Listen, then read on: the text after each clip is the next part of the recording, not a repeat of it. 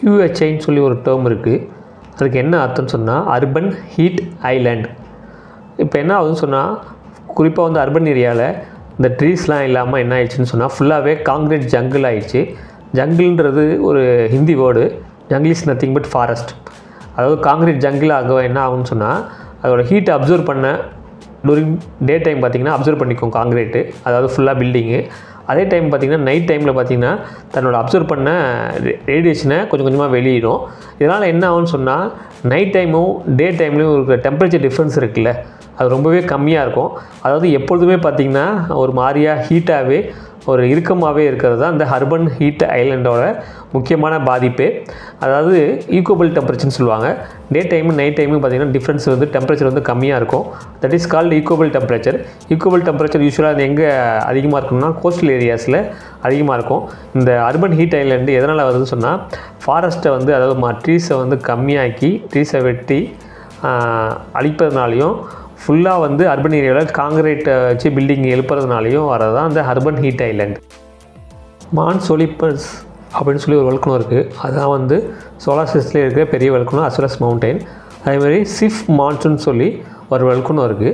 அதை வந்து மெகலகன் ஸ்பேஸ்கிராஃப்ட் from NASA வந்து அதை ஐடென்டிஃபை பண்ணிச்சு.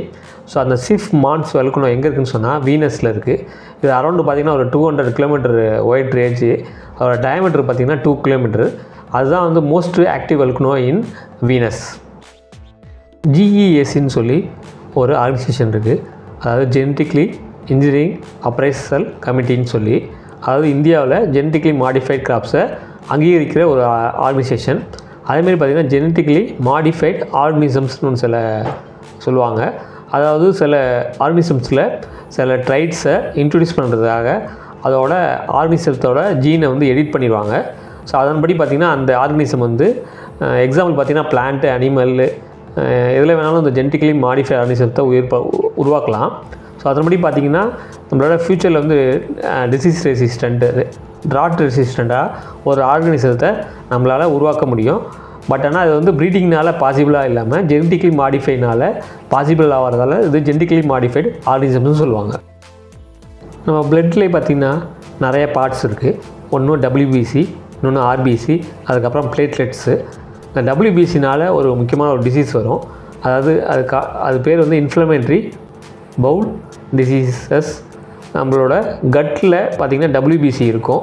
அந்த WBC என்ன பண்ணணும்னு சொன்னால் சில டைமில் இன்ஃப்ளமேட்ரி பவுல் டிசீஸில் தன்னோட ஓன் WBCயை அதை அட்டாக் பண்ணி அதை கில் பண்ண ஆரம்பிச்சிடும்.